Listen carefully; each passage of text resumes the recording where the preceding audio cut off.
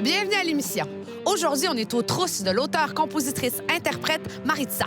Mais pour débuter, on se dirige vers l'Est, au pays du soleil levant, en compagnie du chef Olivier Vigneault, au restaurant Jatoba.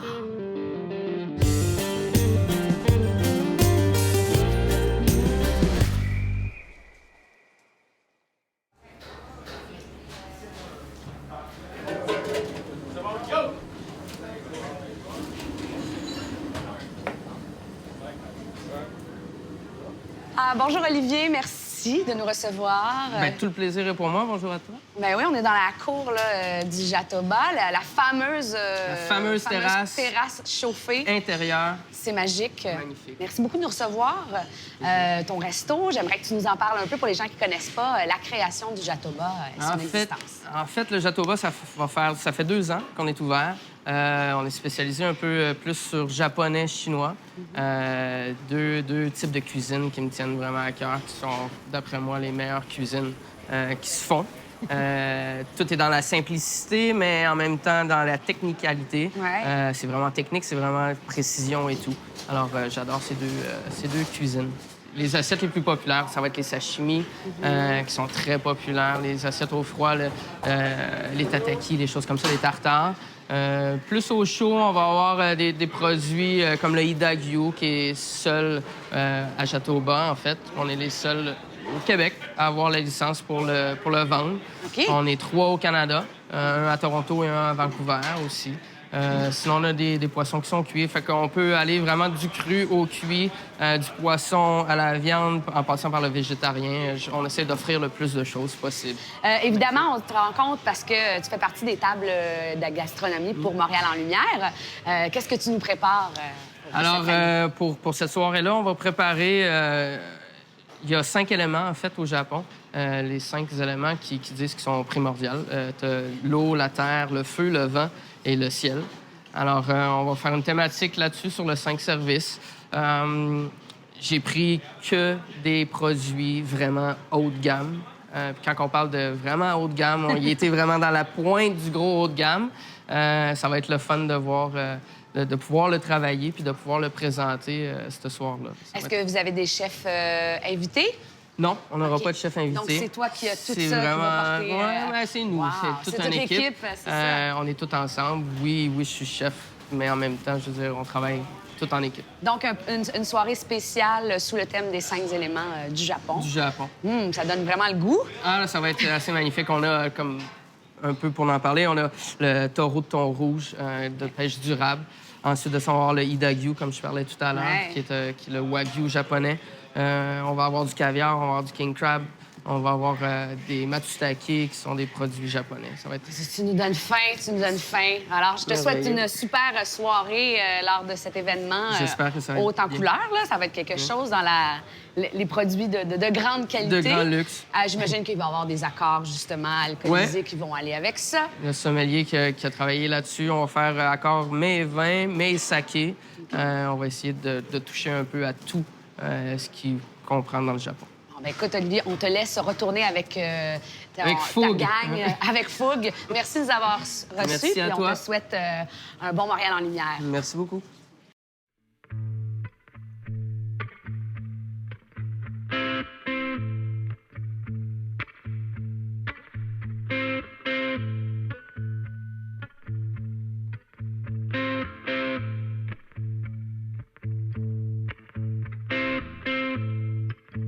J'ai le diable à mes trousses. Je ne sais pas où me cacher. Derrière le bien ou le mal. Un mensonge ou la vérité. J'entends ses pas qui s'approchent. J'entends sa voix me narguer. Aurais-je courage de me battre? Aurais-je la force de résister? Oh Lord, oh life, come and save me from the dark.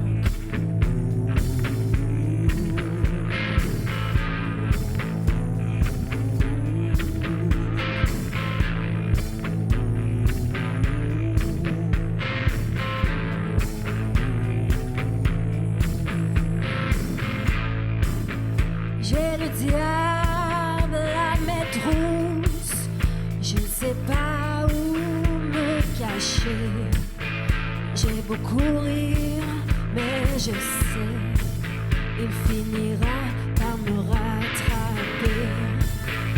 Alors à quoi bon m'enfuir? Et si je décidais de faire face, le saisir à la gorge et sourire pour qu'enfin son ombre s'efface.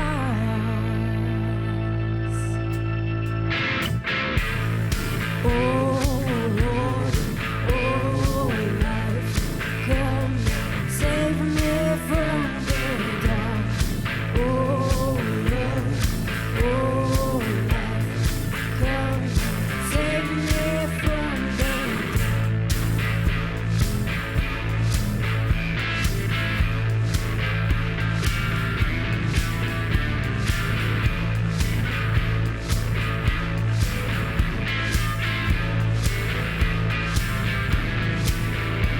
Come and save me. Come and save me. Come and save me. Come and save me. Come and save me. Come and save me. Come and save me. Save me, save me. Ooh.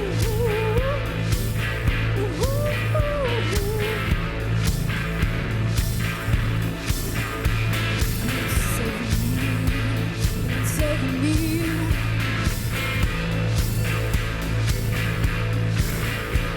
Save me, save me. Save me. Save me.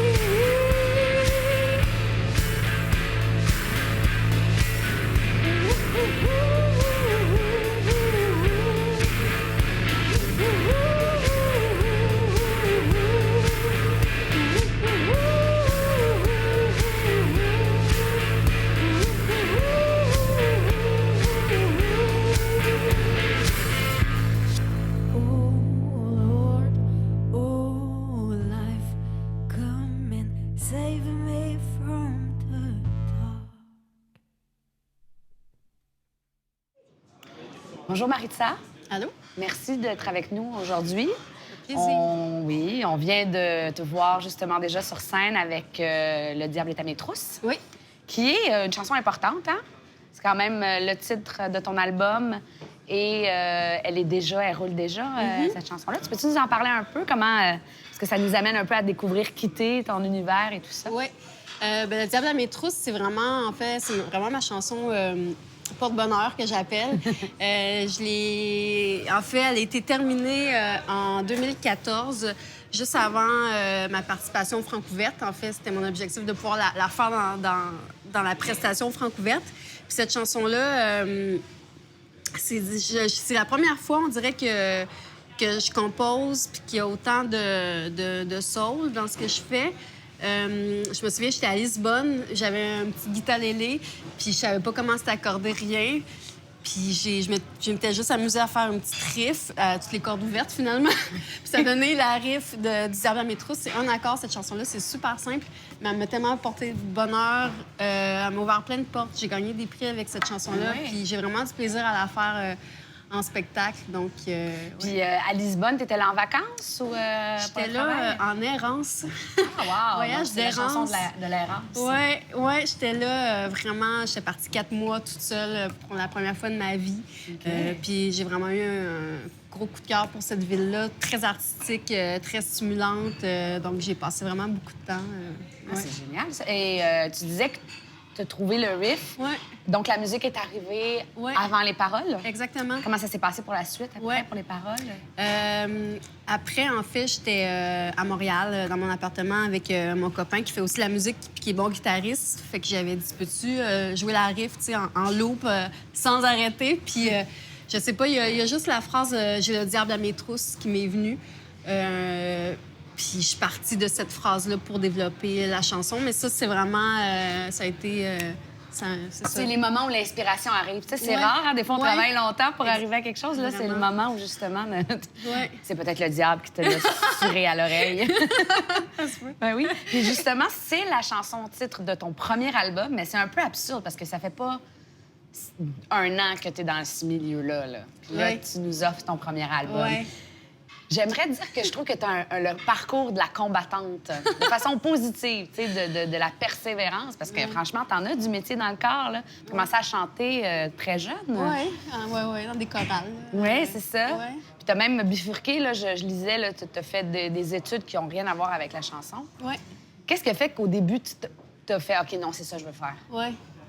Au début, j'ai fait je veux faire de la musique. » Ouais, quand tu as fait « OK, non, les études en journalisme, c'est pas ça. » tu sais. Ben, la musique, la chanson a toujours été présente dans ma vie, mais en même temps, je pense que j'avais pas d'ambition. C'était juste ça me faisait du bien, puis ça me permettait de m'exprimer, puis mais en même temps, ça, j'avais pas d'ambition, mais il y avait sûrement inconsciemment un petit rêve là, quelque part. Quand je suis arrivée à Montréal, parce que j'ai grandi à Québec, quand je suis arrivée à Montréal, j'ai pris quelques cours de chant. Puis, bref, j'en ai pas pris beaucoup, mais de fil en aiguille, j'ai passé une audition qui a bouleversé mon parcours. J'ai étudié en journalisme. Je venais de finir mon bac à l'UQAM en journalisme en 2003.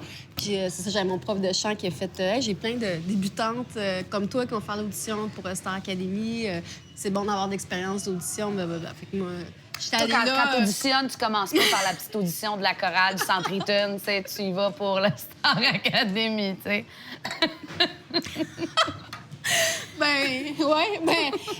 C'était tellement sans attente. Là. Moi, c'était juste pour l'expérience d'audition. Je me souviens, je suis arrivée là, puis il y a tellement de monde qui attendait, puis j'ai fait j'ai pas le temps, j'ai un travail à terminer. Mais ça donnait que la personne qui s'occupait des candidats, c'est une fille de l'ancienne Lorette comme moi, puis elle a fait regarde, va faire tes affaires, on revient dans 2 heures. Fait que je suis revenue, puis j'ai fait mon couplet, genre, puis mon coupé, puis j'étais crampée. C'était tellement n'importe quoi. Mais finalement, bref, la vie a fait en sorte que ça m'a emmenée là. Puis ça a été tellement une expérience intense que j'ai aimé et détesté. Ouais, hein? Vraiment un gros mélange de tout. J'étais pas rendue là, je me retrouvais plus ou moins. Fait que ça m'a vraiment rentré dedans. Fait qu'après, je me suis vraiment éclipsée de la scène. J'étais allée étudier en intervention, quelque chose que j'ai quand même toujours aimé, les relations humaines, la psychologie, la relation d'aide. Fait que j'ai travaillé après en intervention une couple d'années pour la DPJ, Centre jeunesse, organisme communautaire. J'ai vraiment... T'as vraiment fait un autre chemin, puis là, la musique est venue encore t'achaler. Tout le temps, ben oui. Dans le fond, la musique, c'est le diable qui est à tes trousses. C'est ça, Ben- c'est la musique qui est à tes trousses. Et comme, tu te sauveras pas, tu vas en Ouais, faire. vraiment. J'ai tout le temps, j'ai sorti avec des musiciens, j'ai plein d'amis artistes. À un moment donné, dans ma vie, je pense en 2007-2008, j'ai commencé à avoir tout le temps des mélodies dans la tête. Puis c'était vraiment fatigant parce que je pouvais pas me concentrer. Fait qu'il fallait que je les enregistre dans mon téléphone. Sinon, mettons, on parlait, puis tu sais, ça restait là, puis je pouvais pas suivre.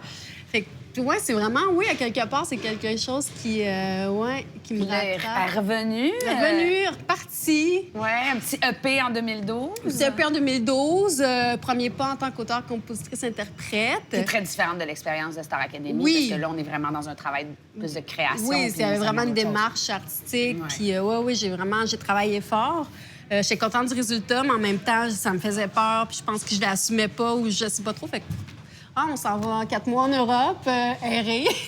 C'est drôle parce que là, tu me parles de tout ça, puis là, je pense à la prochaine chanson qu'on va voir, puis je me dis, je pourrais te poser la question. Que cherches-tu, Marissa? Fait qu'avant de savoir ce que tu cherches, on va l'écouter. On va s'en reparler après.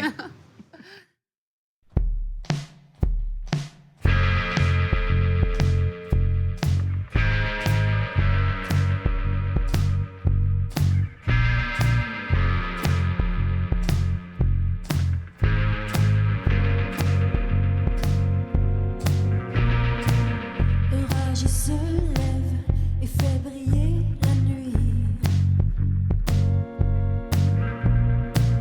La braise s'allume au fond de tes yeux gris. Tu as dans la mire ta prochaine conquête. Le jeu commence et tu en es le maître.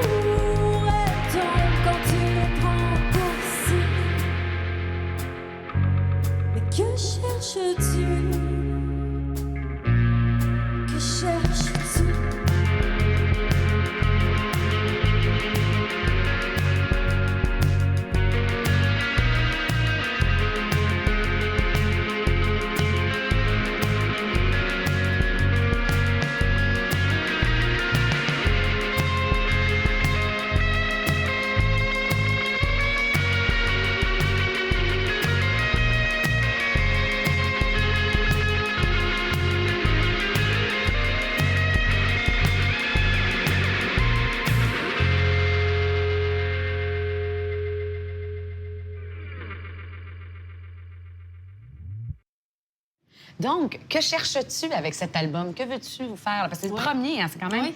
Puis t'en as du millage aussi, de l'expérience de vie, de donner tout ça. Est-ce que il y a des chansons là-dedans qui sont là depuis longtemps ou si t'as dit, bon, pour le premier, je pars justement avec des nouvelles créations? Oui, je te dirais que c'est 90 de la nouveauté. Au départ, j'étais supposée de faire 3 titres. Puis finalement, j'ai trippé avec la gang de musiciens en studio. Puis j'ai fait... Pourquoi un EP? T'sais, puis j'avais des amis qui me disaient « Ah, fais donc un album, ça ouvre plus de portes, puis go. » Puis moi, je voulais vraiment avoir du plaisir avec ce processus-là parce que, justement, dans la musique, des fois, on peut tellement se casser la tête, puis ça devient angoissant, puis ça sort plein d'insécurité. Puis là, je me suis dit « OK, là, mon objectif, c'est d'avoir du plaisir. » Puis j'ai finalement trouvé les bonnes personnes pour avoir du plaisir. Puis j'avais des petites esquisses ici et là. J'ai dit « OK, go, je donne un coup, je travaille fort.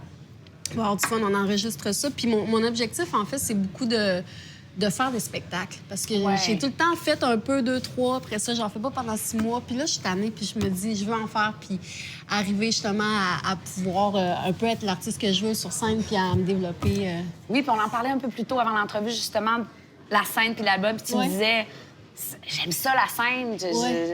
T'as plus de fun sur scène. Oui, bien pour moi, c'est vraiment ces 2 choses, l'album, le studio puis la scène. J'aime le côté plus organique de la scène, le côté... moi, je suis pas capable de faire tout le temps la même chose puis de chanter de la même façon. Puis, fait que, à chaque fois, c'est une expérience nouvelle, tandis que l'album, ben tu l'as enregistré, il est figé, puis ben ça va être ça jusqu'à ta mort, tu sais. Mais la scène, puis ça me permet de renouer cet album-là qui est plus groovy avec la basse. Puis j'aime ça. Oui, c'est ça, là, tu joues, là. Puis c'est rare, une chanteuse qui joue de la bass. Oui. Tu sais, que la front, ça soit la bass. Quand même, il y a Marie-Pierre Arthur. Oui, Marie-Pierre Arthur est super bassiste. Oui, c'est ça, mais sinon... Oui, j'aime ça, puis je l'assume, puis je me sens bien avec ça. Je sais pas, ça donne comme une force... ça m'enracine, puis fait que j'adore. Puis le spectacle, j'ai plein d'idées de mise en scène, j'ai vraiment le goût que ça soit une expérience, puis de m'éclater, puis d'oser aussi avec la scène, ouais. Bien, écoute, c'est un album qui est tellement... Il y a quelque chose d'enveloppant. Tu sais, quand tu parles de bass, c'est drôle parce que moi, je l'écoutais et je me disais, ah, mon Dieu, ça me prend dans le ventre, dans le bas du ventre. Tu sais, quelque chose d'un peu. Fait que puis la bass, c'est ça, là, tu sais, le groove, le soul. C'est vrai que c'est une musique qui prend son envolée, disons, sur la scène. Donc, c'est ton premier gros spectacle, finalement, celui qui s'en vient au cabaret du Lion d'Or. Tu dois être un petit peu... Tu me disais plutôt que tu répétais à tous les jours. Ah ouais, je répète un petit peu à tous les jours. J'essaie de me donner une discipline. C'est sûr que c'est plus fun de répéter avec des musiciens que chez soi, tout seul, dans son salon. Mais ouais, je veux vraiment être prête. Puis je veux vraiment, justement, tu sais, j'ai une idée en tête, puis je veux y arriver. Donc, ouais, je me suis mis déjà au travail. Puis j'ai ma metteur en scène aussi, qu'on a des rencontres de prévues, une costumière. En tout cas, il y a plein de choses. Il y a vraiment, il y a quelque chose, il va y avoir un tout, là. Oui. Les musiciens, est-ce que c'est les mêmes que sur l'album? La plupart, on va le faire à 4. Donc, j'ai mon réalisateur, José Major, qui est là au drum. Je vais avoir André Papanicolaou à la guitare, puis Alexis Dumais au clavier. OK. Puis quelques invités pour des voix pour quelques chansons. Donc, mais je suis tellement bien entourée, là. Chanceuse, ça va être... Ça va être un beau moment. Ouais. Ben, en plus de ça, tu as quand même le beau vent dans les voiles, le vent dans les voiles, bien mérité parce que, comme je te disais plus tôt, tu as passé par plusieurs chemins pour trouver le tien. Oui. Puis j'espère que, justement, ça va s'envoler et que tu n'auras plus de larmes pour la musique. Et c'est justement, tu me vois venir. Hein? C'est avec cette pièce-là qu'on va terminer. Excellent. Merci beaucoup, Maritza, de ce moment. Je te souhaite un gros merde pour le spectacle, 28 février, au Cabaret du Lion d'Or. Et puis, on se quitte avec plus de larmes, parce que là, c'est juste vers le bonheur qu'on s'en va. Oui, merci. Merci à toi.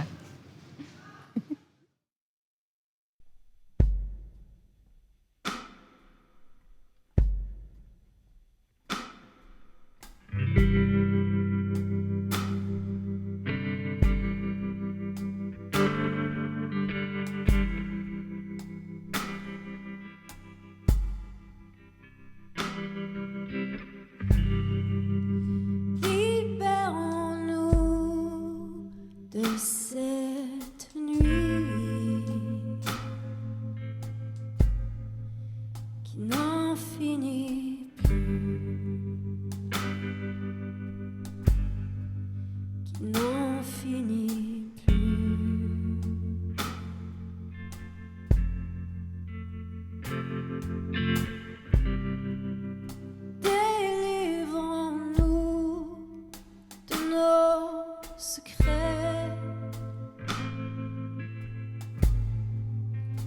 de nos mensonges. Vois comment on se bat.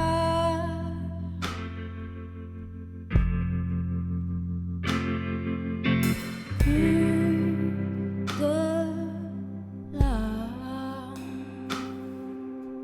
plus de larmes, plus de larmes, plus de larmes.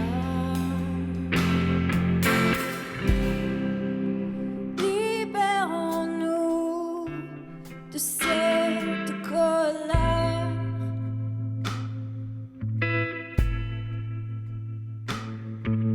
Qui gronde, qui nous ronge.